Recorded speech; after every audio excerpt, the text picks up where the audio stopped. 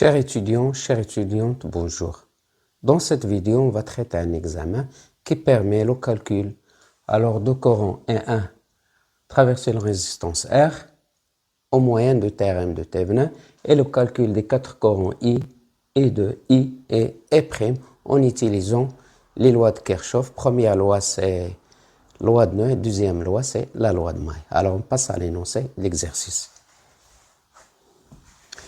Alors, on considère le circuit de la figure ci-contre. Alors, quand vous voyez cette figure, ce circuit, il est constitué par quatre résistances. Ça, c'est la résistance grand R, petit r, grand R et 2R, et par deux générateurs de tension. Alors, ici, c'est un générateur de tension idéal. Alors, la valeur de la tension, c'est E, et également ici, c'est E. Alors, l'objectif, donc, on désire calculer le courant E1 qui traverse la résistance petit r à l'aide de théorème de Thévenin. Donc, l'objectif, c'est de déterminer le courant E1 qui traverse cette résistance 1 à l'aide de théorème de Thévenin.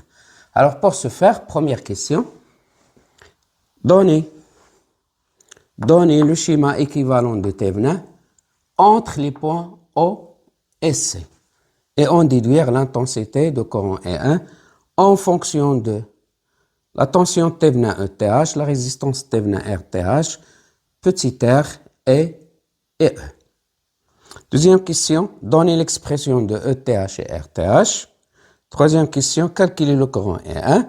Alors, on donne grand R égale à 4 ohms, petit r 2 ohms et E égale à 4 volts.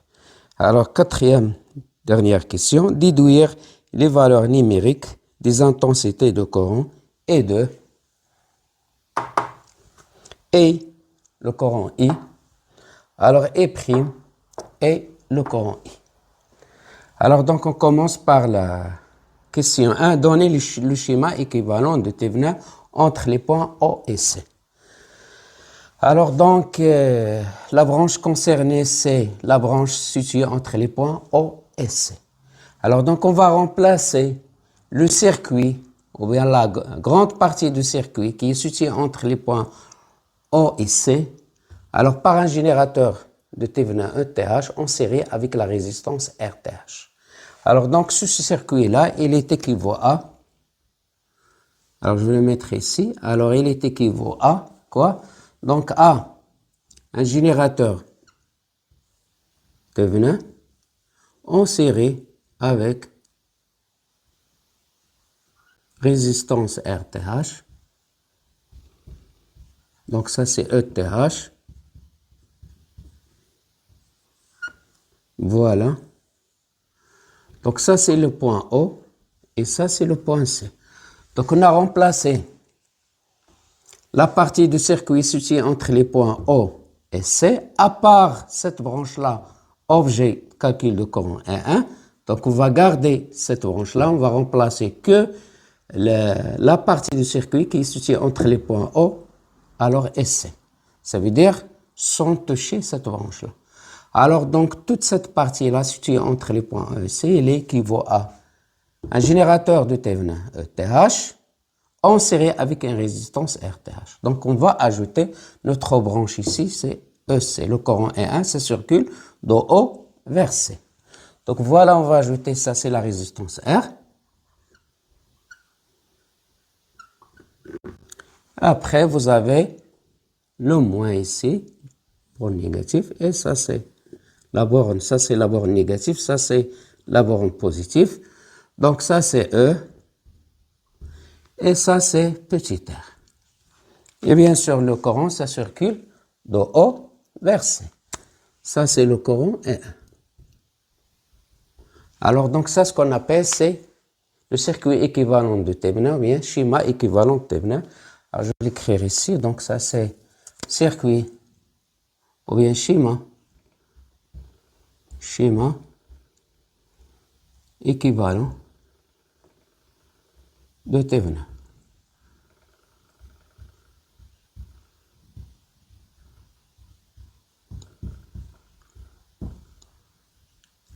Donc, voilà, on a répondu à une partie de la question.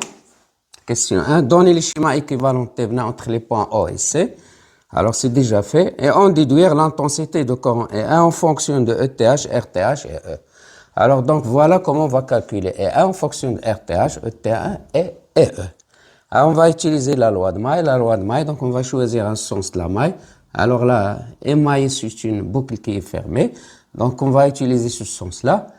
Donc, on va premièrement, donc, pour appliquer la loi de Maille qui est, donc, la loi de Maille, c'est la sommation sur K, epsilon K, E de K égale à 0. Alors, je rappelle que epsilon de K est égal à 1 si la tension EK est de même sens que le sens de la maille choisi. Alors, par exemple, ici, donc, ETH, il est dirigé, ça c'est moins, ça c'est plus, donc, ETH, il est considéré positif dans ce sens-là. Donc, il est de même sens que le sens de la maille. Donc, epsilon associé à ETH. On va l'appeler par exemple, E1, epsilon 1, il est égal à 1. Alors ici, donc, on va définir la tension en borne de RTH. Donc, le courant E1, il est dans ce sens-là. Donc, ça, c'est la tension positive, c'est RTH, multiplié par le courant E1. Alors, également, la tension en borne de R, le courant dirigé vers le bas, donc la tension aux bornes de la résistance R, c'est petit r fois le courant E1. Il est dans ce sens-là. Alors ici, ça c'est moins, borne négative, la borne positive, donc ça c'est E. Il est dans ce sens-là, il est positif. Donc on va appliquer la loi de Maille.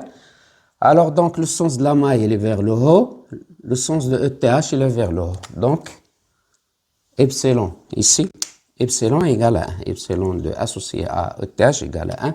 Donc, j'écris, c'est ETH. Alors ici, le sens de la maille, il est dans ce sens. La tension aux bornes d'ETH, il est dans ce sens-là, sens de sens opposé. Donc, epsilon égale à moins 1. Donc, moins RTH qui multiplie et 1. De même, ici, le sens de la maille, il est vers le bas. La tension R1, il est vers le haut. Sens opposé, donc c'est moins. Donc, moins R et 1. Alors ici, le sens de la maille, regardez là, le sens de la maille, il est vers le bas. Le sens de la tension E, c'est de moins vers plus, il est également vers le bas, donc c'est positif. Donc, plus E, ça, il est égal à 0. Donc, je peux déduire et 1. Donc, implique que ETH plus E, il est égal à RTH plus E1, plus petit r, multiplié fois E1. Alors, ceci implique que E1, donc on peut déduire E1, voilà. Alors, il est égal donc à ETH, ou bien E plus ETH sur petit r plus grand RTH. Voilà, donc notre expression de courant E1 en fonction de la tension ETH, RTH, petit r et E. Alors donc ici, le rôle de schéma équivalent, ou bien de circuit équivalent de T20, c'est de nous fournir cette relation-là. Donc on ne va plus utiliser alors ce schéma équivalent pour le calcul de ETH, RTH. Donc pour calculer ETH et RTH, il faut revenir à notre circuit initial. Donc je répète, alors le rôle de circuit équivalent, c'est de nous fournir cette relation-là. Alors une fois on a obtenu cette relation, on ne va plus revenir à ce circuit équivalent. Donc pour calculer ETH et RTH, il faut revenir à notre circuit initial. Alors donc, deuxième question, donnez l'expression de ETH et RTH. Alors qu'est-ce que c'est que ETH? Donc deuxième question. Deuxième question, donc calcul de ETH et RTH. Alors ETH, par définition ETH, ce qu'on appelle c'est la tension de Thévenin, c'est la tension à vide, c'est la tension à vide. Alors ça veut dire quoi la tension à vide? Alors c'est la tension entre les points O et C. C'est la tension entre les points E et C lorsque cette branche-là qui est située entre les points E et C, elle est en circuit ouvert. Alors, en circuit ouvert, ça veut dire que le courant qui traverse cette branche-là, il est égal à 0. Ça veut dire que E1 est égal à 0. Donc, ETH, c'est la tension entre les points O et C. Alors, lorsque cette branche-là, située entre les points E et C, elle est un circuit ouvert, ça veut dire que le courant E1, il est égal à 0. Donc, ETH, ça correspond à la tension entre les points O et C, mais à condition que le courant E1 soit nul. Alors, donc, ETH, il est égal à, donc, il est égal à, c'est la tension, donc c'est VO moins VC. Alors, en circuit ouvert, ça veut dire quoi? En circuit ouvert, ça veut dire c'est VO moins VC lorsque le courant est 1 égal à 0. Donc, pour calculer la tension ETH, on doit imposer le courant est 1 égal à 0. Et la tension entre les points O et C, alors objet de calcul du courant est 1, alors s'appelle, c'est la tension therme. Alors, donc, voilà, donc, je vais effacer. Alors, donc, ici, ça va être, qu'est-ce qu'on aura?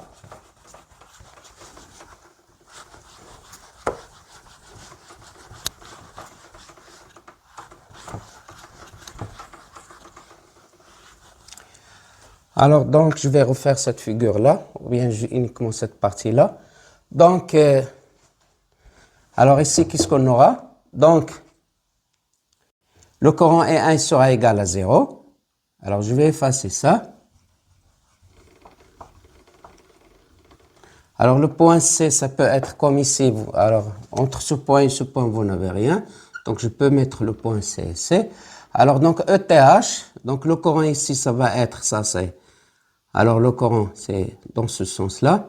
Il est égal à 0. Donc, E1 égale à 0. Donc, cette tension-là, entre les points E et C, ce qu'on appelle ça, c'est le courant dans ce sens-là. Donc, ça, c'est ETH. ETH qui est égal à VO moins VC lorsque le courant est 1 égal à 0. Donc, ETH, c'est la tension entre les points E et C lorsque E1 égale à 0. Alors, ici, le courant égal à 0, ça veut dire que le courant qui passe ici, c'est le même ici. Alors, je vais effacer ici. Donc, ça, c'est pas, ça va changer, du fait que on calcule ici ETH. Donc, alors, comment on va calculer ETH? Donc, ETH, c'est la tension entre les points O et C. Alors, ce point-là, c'est le même ici. Donc, si cette tension, donc ça va être si cette tension. Alors, vous avez ici I1 égale à 0, si I1 égale à 0. Alors, le courant qui traverse cette résistance-là, je vais l'appeler par exemple ER. Ce courant-là, ER, alors sera la même ici. Donc, ça sera la même ici. Donc, ça, on va l'appeler par exemple ER. Donc, je répète, ETH, c'est la tension entre les points E et C lorsque le courant est 1 égal à 0. Okay? Donc, si on impose un courant E1 qui est nul, la tension entre les points E et C s'appelle ETH. Alors, si E1 égale à 0, le courant qui vient d'ici, c'est le même ici. Alors, donc, comment on va calculer ETH? Alors, vous avez deux méthodes pour calculer ETH. Donc, ici, vous avez R et R, ils sont en série. Et vous avez ici, donc, une boucle qui est fermée. Vous avez une maille. Donc, je peux écrire. Donc, je vais uniquement représenter uniquement cette maille-là. Donc, j'ai A, le point A. Ça, c'est R. Donc, vous voyez R et R, ils sont en série. Donc, je peux le mettre soit de cette manière-là, ou bien je vais mettre ici R. Et ici, j'aurai, voilà, donc j'ai, et voilà. Alors, donc, ETH, c'est quoi? Ça, c'est le point O. Et ça, c'est le point C. Donc, ça, c'est ETH.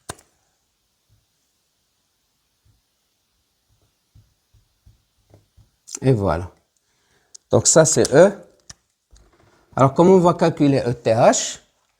Alors, donc, on a deux méthodes. Ça, c'est une boucle fermée. On peut appliquer la loi de May.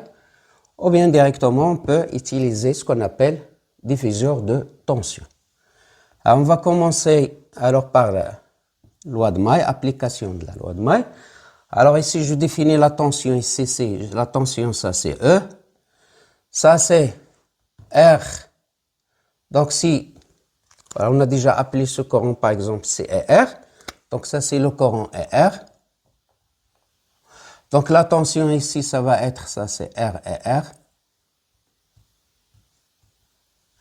La tension ici, on va l'appeler, c'est R. Alors, on va l'appeler ici, c'est R et R également. Oui, R et R. Alors ça qui est égal à ETH. Ça, c'est ETH. Alors, on va appliquer la loi de May. Donc, voilà, le sens de la May, elle est dans ce sens-là. Donc, qu'est-ce qu'on aura? E, elle est dans ce sens. Donc, E, loi de May.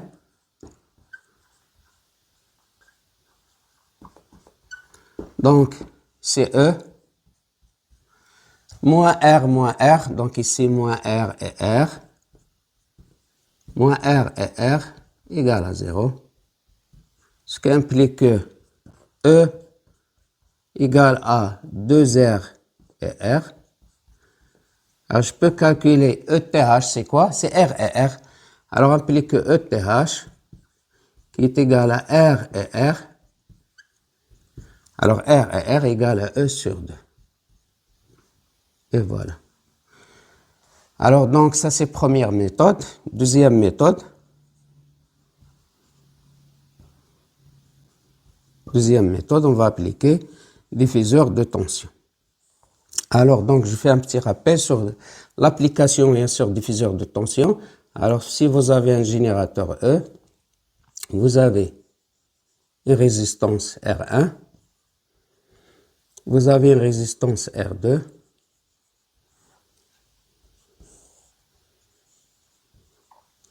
alors ça c'est E, et vous avez ça c'est un courant par exemple I, okay? Un courant I.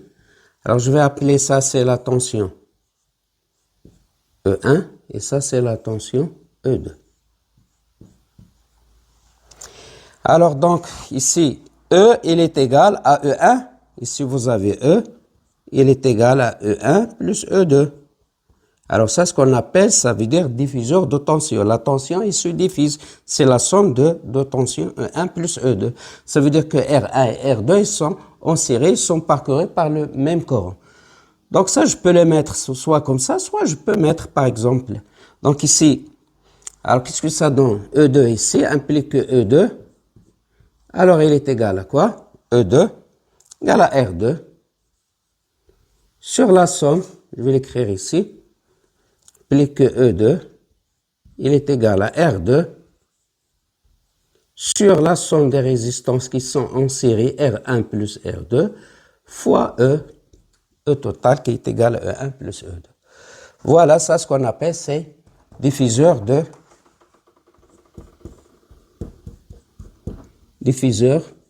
tension.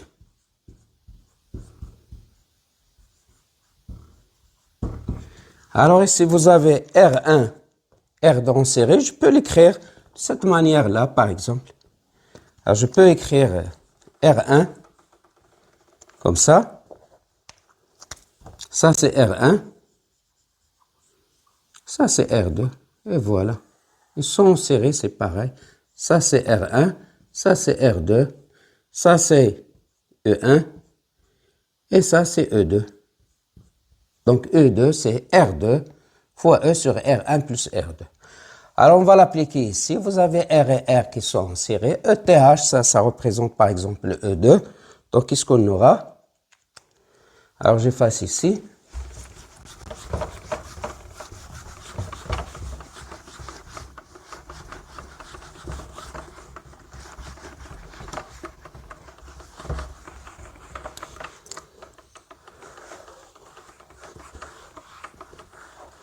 Alors donc voilà. Alors ici donc on a appliquant, bien application par application, ou bien appliquant le diffuseur de tension. Alors, on aura, alors implique que ETH, alors égale la résistance c'est R comme ici E2 c'est R2, donc c'est R. Alors multiplier la somme des résistances qui sont en série c'est R plus R. Alors multiplier par E. Ici vous avez E qui est égal à la somme E c'est ETH plus R et R, c'est la somme des deux tensions, donc fois E. Alors donc ça donne R sur R, donc je simplifie par R plus R, c'est 2R sur R, ça donne E sur 2. Et voilà. Donc E sur 2, l'application numérique est égale à 4 sur 2 est égale à 2 volts. Donc voilà ETH. On va passer au calcul de RTH. Alors par définition RTH, alors donc on va revenir à notre circuit initial. Alors qu'est-ce qu'on a? Donc ça c'est R, voilà. J'ai la résistance petit r, circuit, parce que c'est comme ça, voilà. Donc ça c'est E, ça c'est R, ça c'est O, et le sens de courant, donc ça c'est le courant I, et ça c'est le courant E2. Ça c'est le courant E1. Alors calcul de RTH, et ça c'est C, bien sûr. Alors RTH, donc c'est quoi? C'est la résistance équivalente vue entre les points O et C.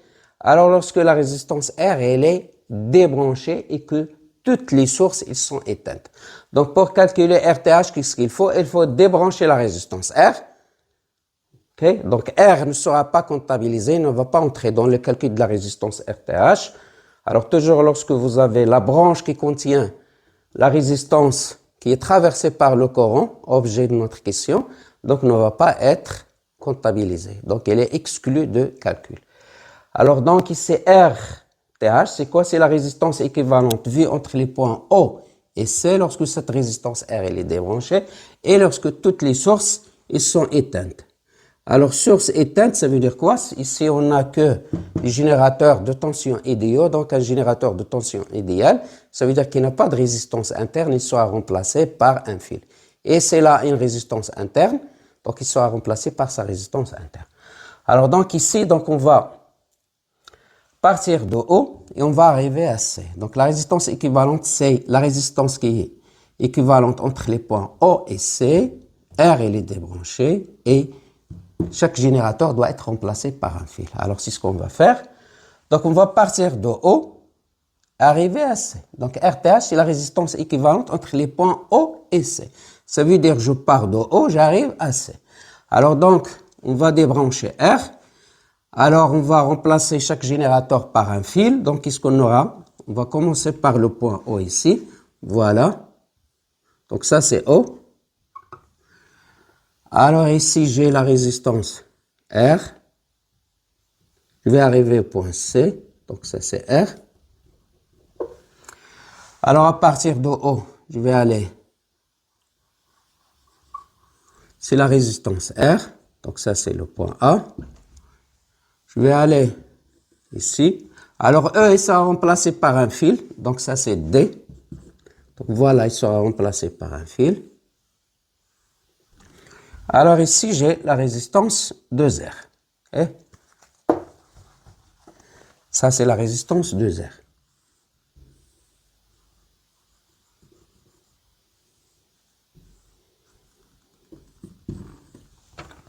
Alors ça, il équivaut à quoi? À O et C. Entre O et C. Et ça, ce qu'on appelle, c'est RTH. Donc, c'est la résistance équivalente vue entre les points O et C. Alors, c'est ce qu'on va faire. Ça veut dire on va partir de O et on va arriver à C. Et ce qui est entre les points O et C, ce qu'on appelle, c'est la résistance de RTH. Alors, ici, donc, on va partir de O, on va arriver à C.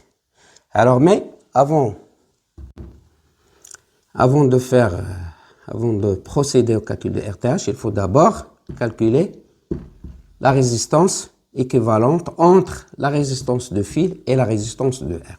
Alors, si vous avez par exemple un fil, vous avez une résistance R. Alors, la résistance équivalente entre ce pas que je vais l'appeler par exemple, ça c'est pas comme c'est D et O par exemple, D et C, vous pouvez l'appeler ce que vous voulez, entre A et B par exemple. Alors ça, il équivaut à quoi? Si vous avez un fil qui est parallèle à R. Alors un fil il est caractérisé par une résistance 0. Donc ça c'est 0. Résistance, ça c'est la résistance de fil égale à 0. Alors la résistance, vous avez deux résistances qui sont en parallèle. Alors donc c'est la résistance équivalente, c'est le produit. Donc ça c'est équivaut donc à une résistance qui... Alors on va d'abord définir la résistance équivalente, c'est 0 fois R sur 0 plus R qui est égal à 0. Alors 0 n'est autre quoi que il est équivaut à un fil. C'est la résistance d'un fil.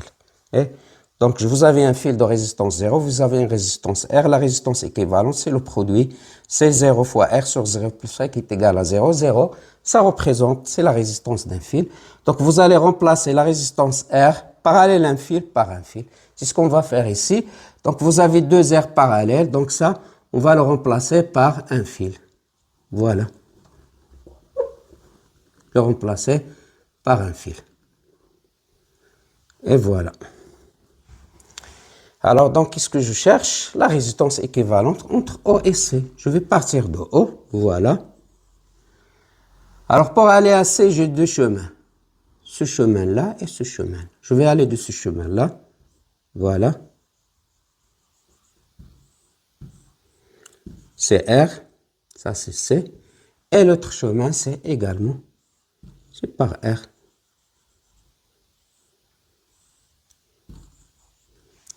Donc la résistance équivalente, vue entre les points E et C, c'est bien sûr, donc implique que 1 sur RTH est égal à 1 sur R plus 1 sur R qui est égal à 2 sur R.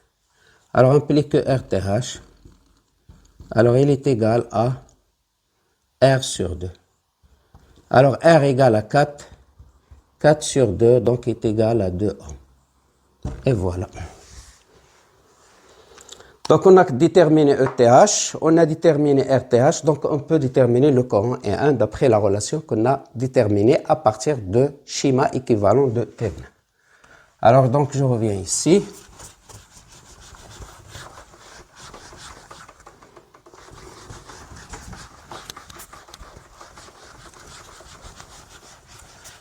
Voilà, donc je rappelle l'expression de E1. Alors E1 il est égal, donc d'après, alors ça c'est la réponse pour la troisième question. Alors d'après la question 1, on a E1, alors il est égal à E plus ETH sur petit r plus RTH. Voilà, donc application numérique. Alors E1 il est égal, alors E c'est 4, ETH c'est 2, alors RTH c'est R c'est 2, alors RTH, alors c'est 4, c'est ça, alors ETH c'est 2, 4 plus 2, alors c'est, je pense qu'il y a quelque chose, donc quelle est la valeur de E c'est 4, ETH c'est 2, petit r c'est 2, alors c'est pardon, RTH c'est combien? C'est uniquement 2, ça c'est 2. Donc RTH c'est 2, R c'est 2, 4 plus 2 c'est 6, sur 4, alors c'est 3,5, c'est 1,5 ampères, et voilà. Alors on va passer aux quatrième question. Quatrième question, détermination. Détermination du courant et détermination des courants et Alors, et de I, et prime, et petit, et de coron et de I, et prime, et I. Alors, on va commencer par calcul de coron I2. Alors, donc, on a déjà calculé le coron I1. Alors, au moyen de théorème de Thévenin, donc, il est facile de calculer le coron I2. On va appliquer la loi de maille ici. Alors, donc, pour cette maille, on va définir les tensions. I2, elle est dans ce sens-là. Donc, la tension aux bornes de R ici, ça c'est, je vais l'appeler c'est R et 2, elle est dans ce sens-là. R et 2, elle est positive puisque E 2, elle est dans ce sens. Alors, E1, elle est dans ce sens, donc ça va être, c'est petit r fois E1. Alors, ici, la tension, donc, elle est dirigée de moins vers plus. Ça, c'est E, dans ce sens-là. Alors, donc, on va choisir un sens de la maille, par exemple, ça, c'est dans ce sens-là. Alors, donc, R et 2, elle est de sens opposé au sens de la maille. R et 1 de sens opposé au sens de la maille. Donc, cette tension sera affectée de sin-, cette tension sera affectée de sin-, mais la tension E, elle est dirigée de moins vers plus, elle est dans le même sens que E, donc, il sera affecté de sin plus. Alors, donc, c'est, je répète, donc, et 2, donc, on aura loi de maille, on va appliquer loi de maille.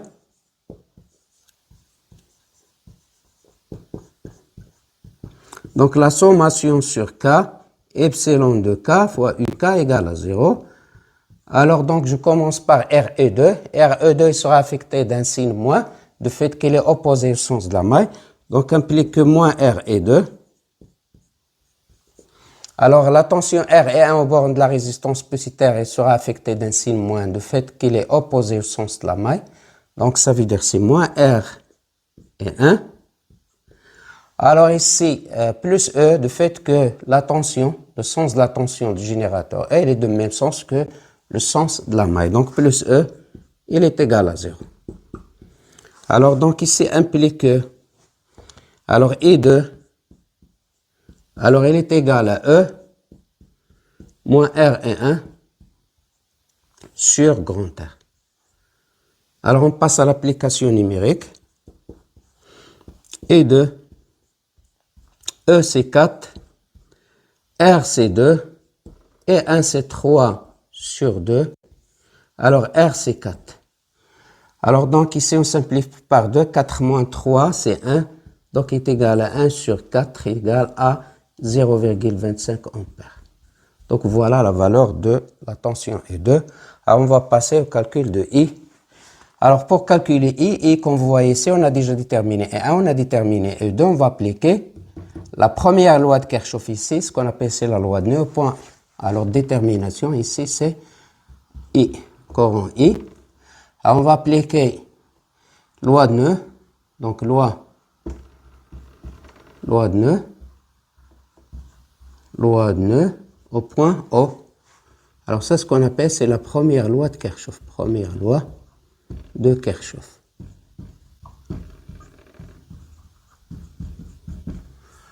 Etc. de Kirchhoff. Alors, donc, qu'est-ce qu'il dit cette loi? La somme des courants I entrant égale à la somme des I sortant. Alors, donc, les courants qui entrent au point O en A, c'est I et E2. Donc, implique que I plus E2, alors est égal au courant sortant, c'est E1. Alors, donc, on déduit que I égale à E1 moins E2. Donc, application numérique. Alors, I égale E1, c'est 1,5, moins E2, 0,25. Donc, il est égal à 1,25 ampères. Et voilà. Donc, on a déterminé le courant I. Donc, on va passer ici. Est-ce qu'on va commencer par I ou bien commencer par I'? Alors, ici, pour calculer I, il faut connaître I'. Alors, ici, donc, on va commencer par I'. Pour le calculer I', on ne va pas utiliser I, on va utiliser que la tension I. Alors, ici, on va appliquer. Alors, vous avez ça, c'est dB. Cette boucle-là, alors, ça constitue, c'est une maille qui est fermée. Donc, je peux appliquer la loi de maille. Alors, loi de Maille, donc on va calculer c'est E'. On va appliquer loi de Maille. La loi de Maille, qu'est-ce qu'il dit? Loi de Maille. Alors, on va définir les tensions. Ça, c'est E', il est dans ce sens. Donc, ça va être c'est 2R fois E'. Alors, ici, ça, c'est moins, ça, c'est plus. Donc, ça, c'est la tension E. Alors, donc, je vais comparer ce sens-là. Il est de même sens que le sens de la maille. Donc, implique que 2R fois E'. Alors, E, le sens de la maille, il est opposé au sens E, moins E, égale à 0. Alors, ceci implique que E', donc égal à E sur 2R.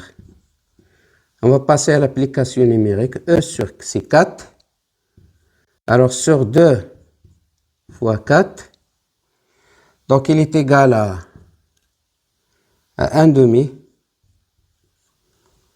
Donc voilà, 1 demi, c'est 0,5 ampères.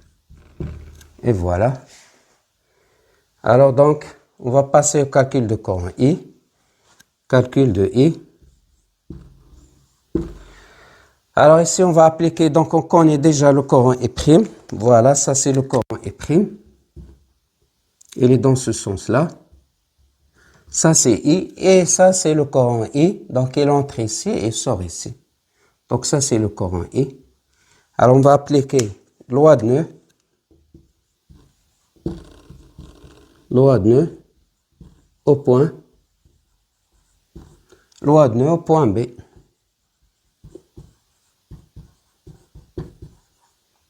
Et voilà, qu'est-ce que ça donne? La somme du courant I entrant égale la somme de courant I sortant au point B. Alors, ce qui entre, c'est I plus I' égale à I. Donc, I égale à I plus I'. Alors, I, c'est, on l'a déjà déterminé, c'est 1,25. Alors, I', c'est 0,5. Alors, ce qui implique que I égale à 1,75 ampères. Et voilà. Et merci pour votre attention.